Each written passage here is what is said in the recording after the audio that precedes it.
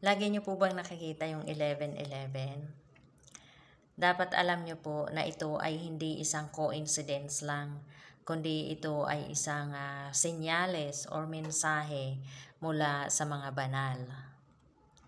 11-11 is a call to action from the universe, a gateway to alignment.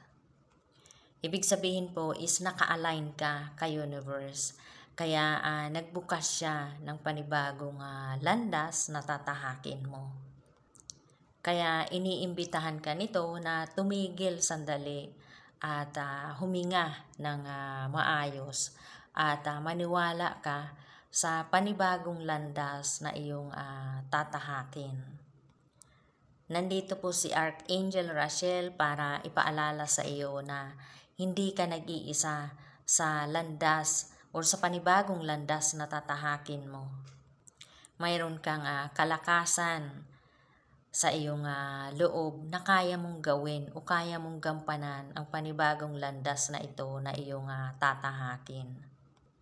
Kaya kapag nakita nyo po yung 11-11, it is a moment na i-align nyo po yung iyong isipan sa kung ano talaga yung pinaka-desire nyo, yung pinaka-gustong-gusto nyong mangyari sa buhay nyo.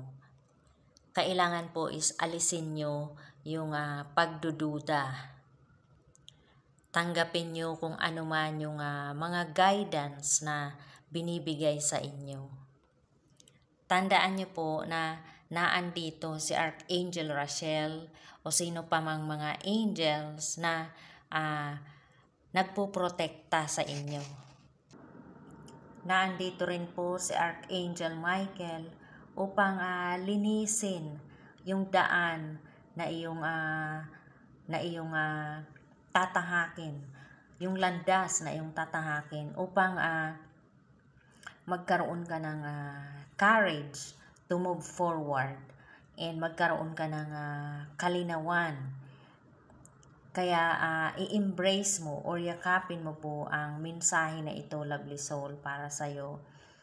Dahil ang 11-11 po is paalala na ikaw ay protektado, na ikaw ay ginagabayan sa landas na iyong tatahakin o sa panibagong landas na iyong tatahakin.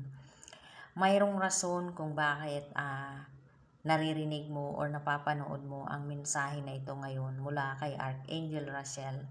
Iniimbitahan ka niya na i-discover mo kung ano man yung iyong landas na tatahakin ngayong darating na taon, ngayong 2025. Okay po, lovely soul? So yun lamang po. Thank you for watching. God bless and I love you. Like, share, and subscribe po.